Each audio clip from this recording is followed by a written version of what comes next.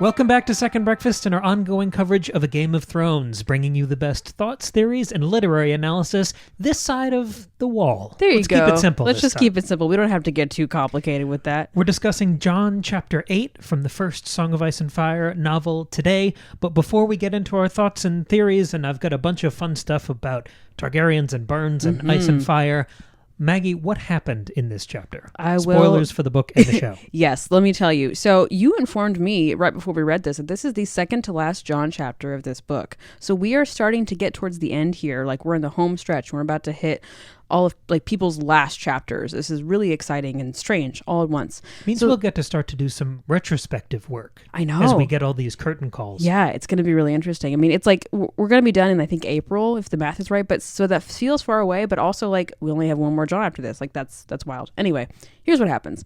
Jon is talking to Old Bear, a.k.a. Lord Commander Mormont. Some time has passed since that Walker attack when Jon had to throw the fiery curtains at the undead thing. And Jon's hand is badly burned, but he's otherwise okay.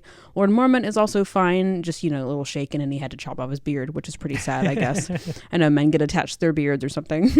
But so they're talking, and Lord Mormont has no news of Ned or Sansa or Arya, and Jon is kind of worried and frustrated by that. He knows that, some bad things are going down, but he doesn't have all the information, and he's frustrated by that. Also in this conversation, Lord Mormont gives Jon a sword. This is a Valyrian steel, heirloom Mormont sword that was supposed to go to Jorah, but Jorah betrayed everybody and left. So now he just had this sword left over, and he found it in the fire after everything went down with the Walker. And so he basically had it refashioned with a wolf handle / pommel thing. And the sword is called Longclaw, and he gives it to Jon, basically saying, thank you for saving my life. And Jon is honored by this gift. It feels very special and important, but he also feels really conflicted because, Mormont's not his father, and Jon feels like he doesn't deserve it. And he kind of wishes he got Ned's sword instead of Mormont's because Ned is his real father, and he's worried about his father. But he also feels guilty for even wanting ice. Because that should, by rights, go to Eddard Stark's trueborn sons, Yeah. And he feels guilty for, almost coveting that sword. Exactly. And he doesn't feel like he deserves this one either. Yeah, this whole chapter is Jon just feeling, conflicted about what he wants and who he is. It's all identity. I love it. It's fun. And so he finishes his conversation with Old Bear. He goes and shows off the sword to his friends, but he, again, feels really off about it. And then Sam comes to see him and says that Maester Aemon has summoned Jon. So Jon goes to see Maester Aemon, and Aemon and Jon have this conversation about ravens and crows, and Jon's like, what are we talking about? Just say what you want to say, old man. And he's kind of confused. And basically, Aemon ends up reminding Jon why the Brothers of the Night's Watch don't take any wives and don't father any children, and why they don't fight in the wars, south of the wall. And that's because they don't want love to get in the way of honor. And Aemon doesn't tell Jon what to do. He doesn't say you have to stick to your vows. He doesn't say you have to go, be with the people you love. He just says that you have to choose, and you're going to have to live with that choice, and it's going to be hard no matter what you do. And this is where we get the reveal that Maester Aemon is in fact Aemon Targaryen. He is the great uncle of King Aerys II, the Mad King who was killed in Robert's usurping. So he is his great uncle, and that is the big reveal that we get, and that's where we end. Yes, he's trying to relate and connect to Jon, saying there have been other people of noble houses who've had to sit out their family conflicts and wars, and it feels wrong, but this is what we signed up to do. So it's Jon finding, as all young people do, finding out that he's not the first one to experience anything. Whatever's currently annoying. Yeah, because he says, you don't understand, the way that flipping his hair, the way all teenage boys do, they're the only ones who have ever suffered. Teenage boys. Yeah, okay, girls too. Teenagers in general, I guess. Totally. Yeah, but so that's where we end things. I had forgotten that we got that reveal so early in the story. I was thinking that came 3 books later, but no. I mean, it's towards the end of the book. Sure, yeah, but it was exciting to finally, because I knew he was a Targaryen, but I couldn't remember how he was related to King Aerys, so that was a nice reminder for me. I want to start with the first observation I had here, which is very much about identity. It's about Maester Aemon. We talk a lot about things that feel just out of arm's reach, where it feels like a chapter is about something, even if that thing isn't discussed explicitly. That was our theme through a year and a half of talking about the Witcher books. But here in Game of Thrones, I think this chapter very much has the Targaryen kind of fugue state hovering around it. Certainly. And I know we're wrapping up the book, and we're going to get a lot of Dany chapters right towards the end here. earlier. Oh, cool. So maybe we won't be able to talk about Targaryen checkpoints in the same way we have, but there's Targaryenness in the air. And I loved the bookends that we had just within this one chapter of kind of Targaryen pinpricks. Oh, okay. Where we kind of muddy the waters, we're closing the ranks. I mean, technically, this is Jon meeting a Targaryen. We talk about how the scope of a book has to tighten towards the end, so you converge some storylines, you overlap some characters. Technically, this is Jon meeting his first Targaryen, if you don't count, parents. Sure. We begin the chapter with this really intense graphic detail about Jon's burns. Yeah. And for me, all I could think about was the conversations between Dany and Viserys about being the dragon, and the true dragon can't be burned by fire. And of course, we know that unbelievable scene at the end of this book will be Dany surviving the fire untouched with her dragons hatched. The unburned, yeah. And we know, I mean, spoilers, I guess, we already said that, but we know Jon is partially a Targaryen. Right. Which would mean he is of the dragon. He is a dragon. But I love that this chapter starts with that kind of misdirection of, look at how burned this guy is. Yeah. He can't possibly be a dragon. And yet, Maester Aemon has told Jon that he will heal and he'll be fine. He'll regain the use of that arm like pretty normally. He'll have a scar, but he'll otherwise be fine. So it's like he's got this terrible scar, this terrible burn, but he's going to survive it. Yeah, but it puts him on the same footing as like the Hound.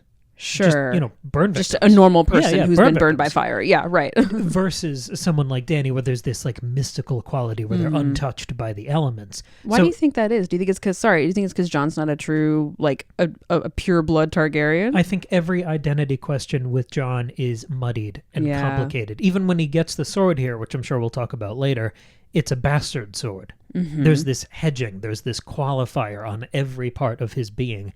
So we start the chapter with, he's burned. He's not really a Targaryen, but we're thinking about Targaryens while Jon's on screen. And we end the chapter with this lovely moment of kinship between Jon and, unbeknownst to him, one of his relatives. Yeah. One of the last remaining dragons. So we start the chapter with this throat clearing of he's certainly not a Targaryen. And then we end the chapter of like, hey, family reunion of the Targaryens. Yeah, so this would be what, his great uncle, I think, is who Something it would be? like that. Something like that. I barely know my own relatives. I can't do the fictional ones. Okay. But it's almost a nature-nurture sort of divide. And it sparked this idea, and this is kind of the theme I want to keep, the ball I want to keep in the air during this discussion.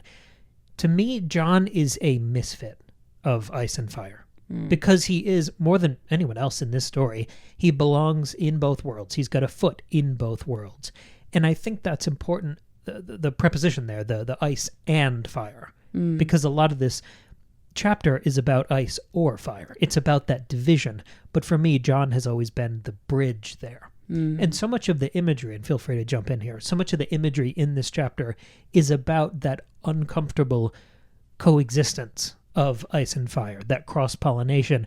I mean, there's a description of how they built the sword, and it has a wolf handle, but it was almost baptized by fire because it survived the fire in Lord Mormont's Lord Commander Watchtower. Yes, right. And they found it in the wreckage. So as it came into Jon's possession, it has a wolf thing carved onto it, which is the ice part, and then it has this baptism of fire, which is the fire part. So it survived this fire, and it has to kind of split the difference. In the same way, Jon's achievement in the last chapter was using ice with those flaming curtains to kill the white. That using fire corpse. To kill it. You said ice. Sorry. Yeah, using fire. Yeah. I meant fire. These two I words know are what just you meant. bouncing around my head. But it's not just the coexistence of these things. It's the violence and the violent tension between ice and fire.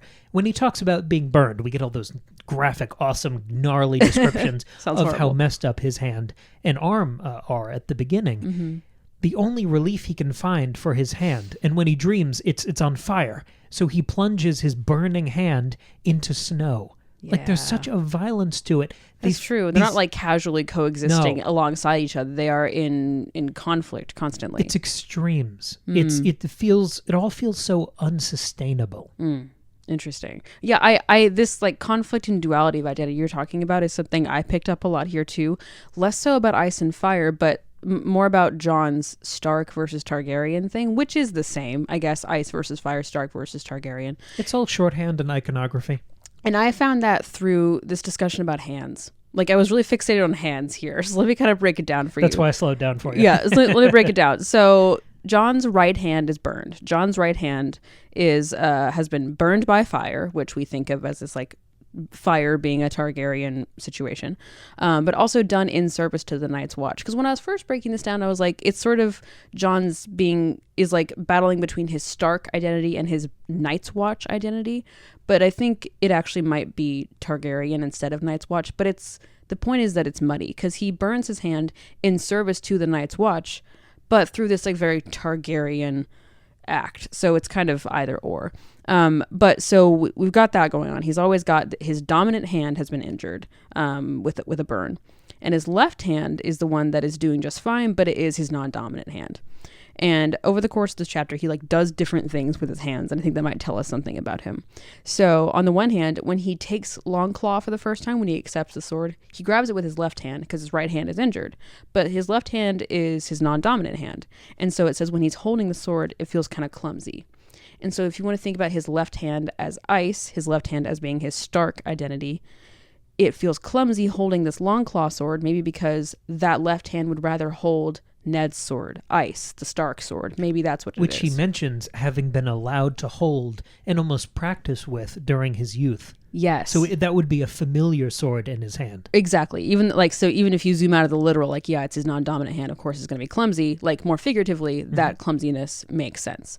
And then when he's talking to Maester Aemon, he's carrying this bucket of meat and giving these chunks of meat to the ravens. It's so gross. They're up in the rookery. And the narration really makes a point to note when Jon is holding things and with what hand and what he's doing. Like, it's mentioned more than once, which to me feels significant. Like, who cares which hand is holding the bucket? It says that he's carrying the bucket with his right hand and he's throwing the pieces with his left. So his right hand is his Targaryen / fire / maybe also Night's Watch hand. I don't know. His right hand is the fire hand. He's carrying the bucket with that and he's throwing the pieces with his left hand, his ice hand. And it says that his fingers were in the bucket and there was blood up to his wrist. And then it says the fingers of his left hand were shiny with blood and his right hand throbbed from the weight of the bucket. So the right hand is like struggling to carry the weight of this bucket, whatever that means. Maybe it's the weight of the Targaryen heritage. Maybe it's the weight of expectation from being in the Night's Watch. Maybe it's a little bit of both. The left hand is shiny with blood. The left hand is the one that holds the sword. The left hand is the one that maybe is, fighting. Because he's talking about how he wants to go fight with Robb. He's feeling conflicted about not going to fight with Robb, and so maybe he wants to be, shedding blood on behalf of the Starks and helping Robb in that way. Maybe that's where that's coming from. Also, then you get this nice duality of his right hand is fire and his left hand is blood. Fire and blood. That's also fun and complicated.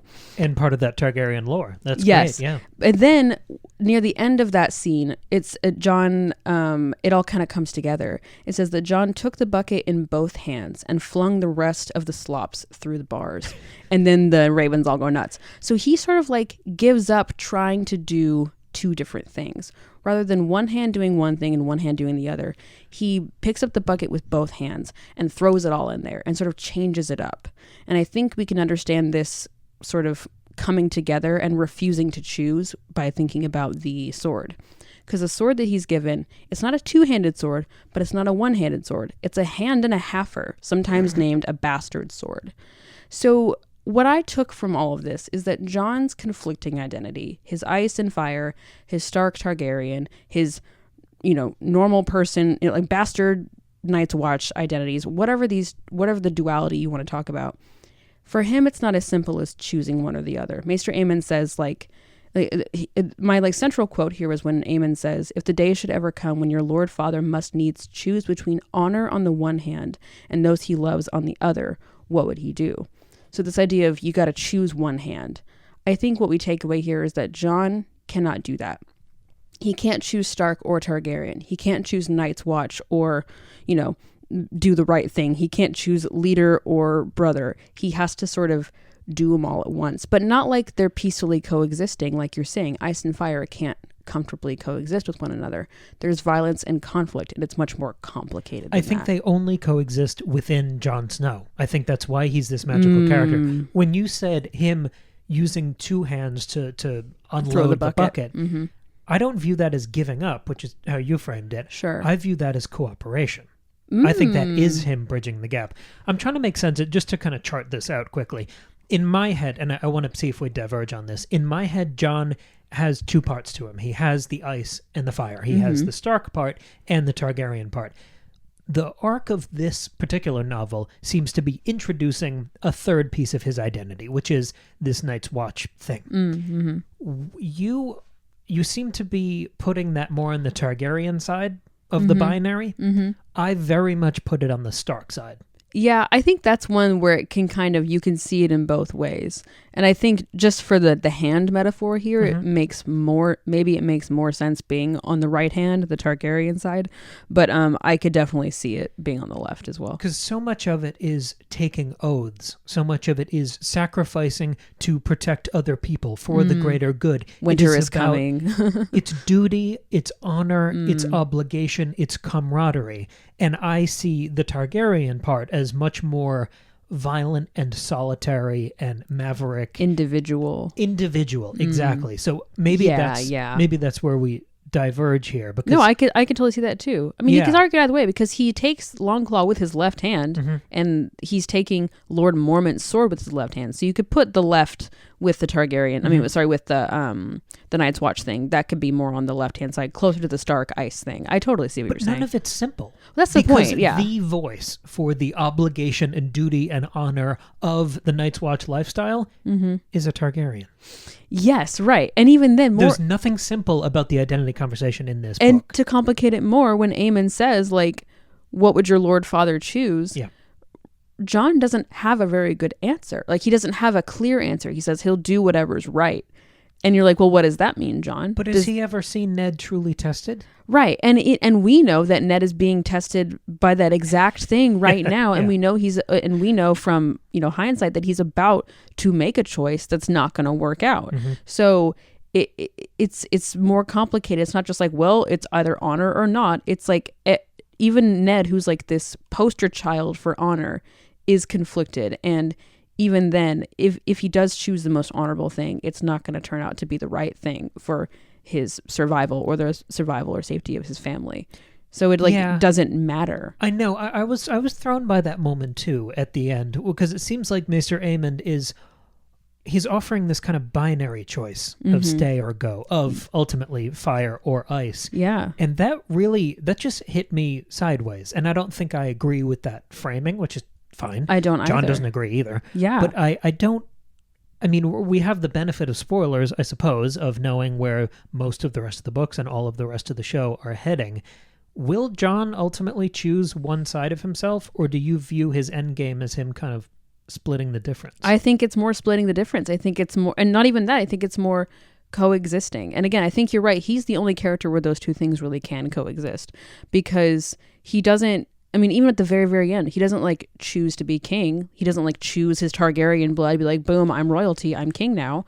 He goes back to the Night's Watch, but he's not able to be this strong, Stark ice-coated commander of the Night's Watch without all of his other Targaryen elements of his self that come through and play the part in his story. I mean, him going off to be with the wildlings, being with Ygritte, all of that complicated mess, and a bunch of other things that he does in the middle that I can't remember right now. Being resurrected by a fire priestess. Yeah, going right. off to Dany.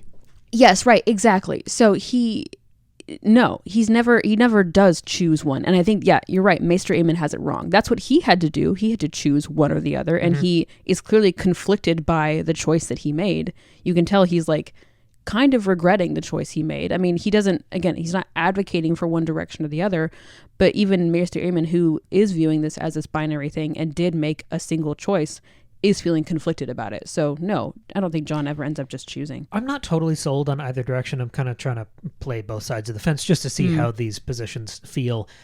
But that last shot that we see of Jon in the series finale is him riding out with the Night's Watch. And it seems like, oh, he's gone back to the ice side, like you just said. Right. But I don't think that moment is him resolving his identity and permanently falling on the Stark side, because he does choose to go to the Night's Watch. Yes. No one chooses to go to the Night's Watch.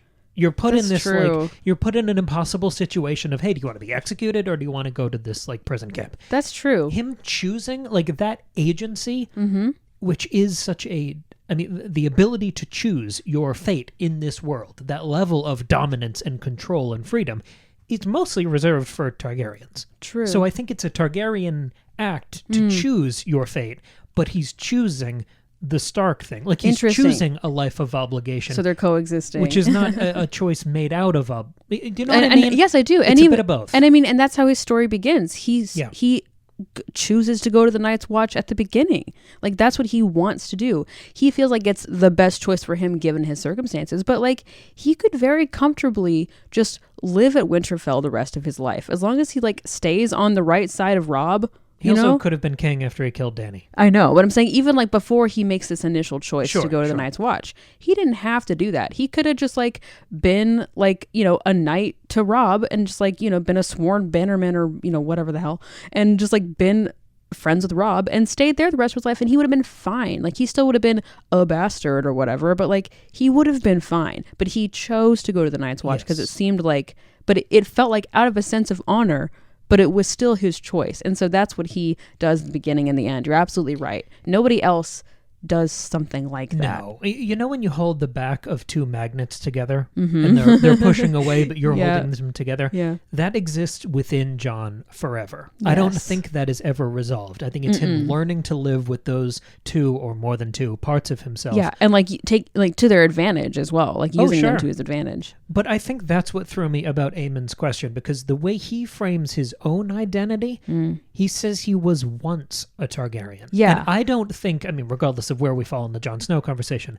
I don't think you can ever argue that he's no longer half Stark or half Targaryen. I don't like Aemon's framing of this kind of graduated identity with clean chapters and divisions. And I think you're right. And I think Aemon sort of like proves himself wrong here by like, because he's saying I'm no longer a Targaryen, but he remembers everything about his Targaryen family. He calls Aerys his brother's grandson. So he is acknowledging King whatever the hell as his brother. Like, he doesn't say who used to be my brother, the man who was once my brother. He says my brother. Sure. And he, again, you can tell he feels emotionally conflicted about the choice he made, which means he still feels some sort of love or guilt or resentment or conflict about his family. So he is sort of like proving himself wrong here, that no, you can't fully graduate to a new identity. That piece of yourself is always going to be there, even if you've chosen to ignore it or chosen to push past it or prioritize other things. It never goes away. I think the asterisk that we can put on this, just to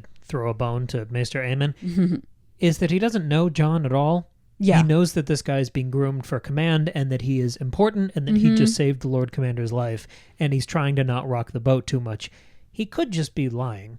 He might feel internally more conflicted about his identity than he's letting on, but he's making it seem maybe simpler or cleaner because he's trying to influence Jon in one direction. Yeah, it's true. Maybe we shouldn't take this stranger at face value. Yeah, sure. It's hard to tell what his motivations are. But for me, A Song of Ice and Fire is Jon's story. I know he's not the lead, but for me, he is. And he encapsulates the whole story, I think, better than any other character. Like, the whole story of A Song of Ice and Fire is within Jon.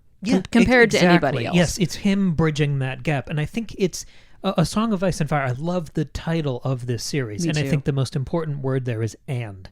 Yeah, and not I think or. Aemon or is talking versus. about it like it was or. Yeah, right. Yeah. It's not and, it's not or. It's and. So you ready for an unexpected segment? Sure, okay. I'm throwing my hat in the ring for the first time ever. Are you doing a bird corner? I'm doing a bird corner. Oh, I'm so excited. Bird corner. I almost did a deep dive into ravens and stuff, but it just like wasn't, I wasn't feeling called, so I didn't. I'm so glad you did this. So I kind of backed into this one. I didn't research birds. I'm never going to research a bird. But this is about... If you guys were around for our Witcher, we did the whole Witcher series, there was a lot of bird stuff in there, and I had Maggie's bird corner probably every other week. So if you want more on birds, go check those episodes out. Anyway, sorry, go ahead. I've got some bird analysis here that I think will help. It really helped me make sense of Jon and Aemon and their kind of relationship. I think not even talking about them as individual characters, but more what they mean in the story. Okay, cool. So I was thinking about this ice and fire, this division, this binary in my head. And I like having mascots. I think I've been conditioned to in this series because so much of it is the direwolves for House sigils Stark, and sigils, krakens, and all these beautiful images. And I love all those old painted kind of sigils. Back in the Diablo 3 days, I liked making my sigil. Yeah, that was fun. It's that kind of thing. So I like thinking about those mascots. Okay. And it doesn't have to be as literal as the animal on the house sigil. Sure. It's kind of a shorthand for you and I. So for the two halves of Jon Snow, I think you start with, okay, one half is direwolf and one half is dragon. Obviously, you don't know he's a Targaryen initially, but on a reread, you certainly do. I think that's the important thing to remember is Jon does not know he's a Targaryen. So in his mind, his two conflicting identities right now are Night's Watch and Stark. That's kind of why I hit on that before, is because he's not aware of his Targaryen identity yet. Sure. And I think some of that iconography is consecrated in this chapter when he gets a sword that has a wolf pommel on it. Yeah. But I don't think the direwolf is the right avatar for that part of Jon. And this is back to that conversation I was saying before of how we shorthand these things and where we put the Night's Watch part of Jon in that central ice and fire binary. Because the other candidate that appeared to me in my head was the Raven. Because so much of this chapter, so many of these conversations are interrupted by the Raven, heckling. Yes. And repeating random parts of... I tried to list them all out to see if there was a secret message. I did too, and I couldn't find anything, so then I gave up. He just says boy and father and well and corn, and it's not very exciting. But as much as the hands are mentioned and explicated and doubled down on through this chapter, I think the crow is there too. He wants that in our heads. Yes. And my first kind of blush analysis there was, okay, he's keeping Bran in the mix. Sure. Because eventually we need Bran to be able to see everything in Once and Future, which means we need these CCTV crows in every room so he can catch up on the plot lines. Yeah. But I think it's more than that. I think the crow, or if I say crow, I mean Raven. Got it. I think the Raven is a better avatar for the ice side of Jon's identity. Okay. Because it's about posture. I talked about this before, but dragons I view as solitary creatures, as destructive creatures who inflict their will. Dany in the Bells episode, burning down King's Landing. That is what dragons are for. Yes. That is the threat and promise of a dragon. That is why they're worth anything. They're conquerors. They are might equals right. On the other side, we have the Raven. And I would say the direwolf, but the direwolf doesn't do anything. It's just a scary dog. It hunts, I guess. Jon basically uses Ghost in the same way a Targaryen would use a small dragon. That's true. It intimidates people. It protects him. It protects him. But I think the real work of that ice part of Jon is what a raven does. Okay. Because the ravens send and carry messages. They are the agents of diplomacy and relationships. And I think that's how the North survives. That's the work of the Lord of Winterfell. So much of that is trust. That's interesting. And that's not the way of the other side of him. But I think Jon, as always, exists within the tension of these two sides, of the ice and fire, of the raven and the dragon. So if we update these mascots in our head, I think they really fit Jon in this misfit role, because both the raven and the dragon are transitory. They both have wings. Yeah, that's true. And if we're talking about that kind of the image of those two magnets, Jon's constantly flitting back and forth between these two parts of his identity. So having them have wings, that embodies that transition, that fluctuation for me better than just a wolf stomping around. But here's where it kind of really clicked with me. Okay. He's not the first one to be half raven, half dragon. That's Maester Aemon. Maester Aemon is the blueprint for Jon. He was born in the fire side, and he became and chose the ice side. He started as a dragon, and now as Maester, he's the master of ravens. Yes, he's the that's guy true. sending all these references, ravens, messages, keeping up these relationships. He is Jon's future. He is Jon's past. He's Jon's distillation echo. That's cool. This raven dragon thing, it helps me make sense of Jon, and it helps me see him talking to Maester Aemon as him, talking in a mirror. Interesting. And you could also extrapolate it further and be like, if Maester Aemon, because he is... thinking about these things in such a binary way. So you can think about him as an extreme. So he's an extreme version of this ice identity, right? And then, okay, then you think about what's the extreme version of the fire. That would be, King Aerys II. So that's sort of like, if Jon is going to choose one or the other, those are his two options. It's Maester Aemon, who forgets, drops his whole Targaryen identity, just focuses on the Night's Watch, becomes this full Raven guy. Or it's Mad King Aerys Targaryen II, which would also not be good. And so that's why Jon ends up, I think, you could argue that's why he ends up embodying that more complex, simultaneously coexisting, dual identity rather than choosing one or the other. That's interesting. I like the Raven as this ice Stark thing because I was, Aemon has all these great lines about what ravens are and what they're like and stuff, and I was trying to figure out what that could mean. And I think the thing that's sticking out to me is he says, the raven is a stronger flyer. He's comparing it to like doves and pigeons. The raven is a stronger flyer, larger, bolder, far more clever, better able to defend itself against hawks. Yet ravens are black and they eat the dead, and some godly men abhor them. Baelor the Blessed tried to replace all the ravens with doves. So I like that because I think we often, again, the simple way to think about the Starks and this ice part of Jon's identity is, they're super honorable, they're good, they're the heroes of the story.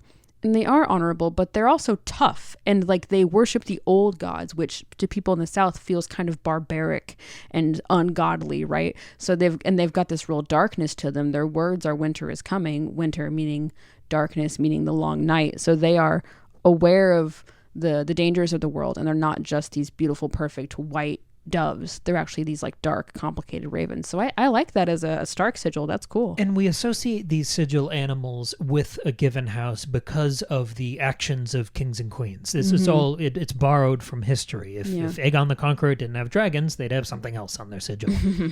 And we know, with the benefit of hindsight, having seen the end of the show, that we really associate Bran with ravens. Yes. That's the arc of his story, is him becoming this like raven master. But if you zoom out a couple hundred years beyond where the show ends, he's the first Stark king of Westeros. True. And he's the raven guy versus the direwolves that are basically extinct. So will after the events of Song of Ice and Fire, will House Stark be thought of as the House of Ravens instead of ancestral direwolves that no one sees anymore? Well, I don't know because Bran doesn't have any children. He can't because he's paralyzed. And so, does he have any heirs? Who comes after him? Is it another Stark? Is it like one of Sansa's kids? Like, how does that work? I don't know, because Sansa becomes Lady of Winterfell. So I wonder if that legacy would continue on.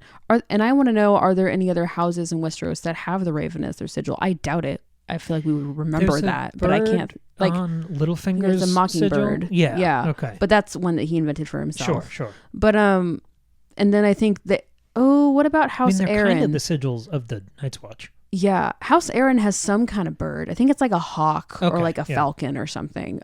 Somebody correct me if I'm wrong because I don't know, and I guess I could look it up, but I'm not gonna.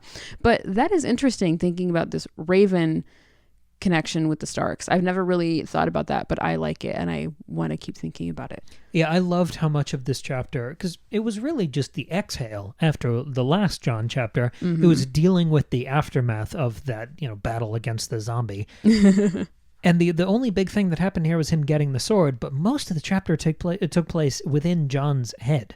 Yes. And I loved that. I thought there was so much beautiful identity work in this chapter. I got so much out of it. And that conversation with Aemon is pretty great. I just loved how subtle it was. And you hear Jon, like almost in this meta way, he's like, what was Aemon even talking about? I just want to know what he wants. Like, why are we talking about ravens and doves? And you're screaming like, I know why, Jon. Pay attention, you dumb 15-year-old kid. It's so funny. Okay, I think the I'm looking at the House Aaron is a falcon, so we're good. A falcon. It's not a raven, it's a falcon. Okay. So we're all good. I knew it was some kind of bird, but that's really interesting. Yeah. So one more Jon chapter. That'll be a couple months from now, right towards the end of the book. But yeah, we're starting to close some of these doors. Really interesting. We've been on this journey. This is 61 weeks. We've been on this Game of Thrones journey. That's so many. Couple months left. If you are here for our fantasy episodes, we obviously have the Witcher discussions that we mentioned earlier. We also did a year and a half going through Tolkien. We did The Hobbit. We did the Lord of the Rings. I went through some of the Apocrypha, some of the Christopher Tolkien stuff afterwards.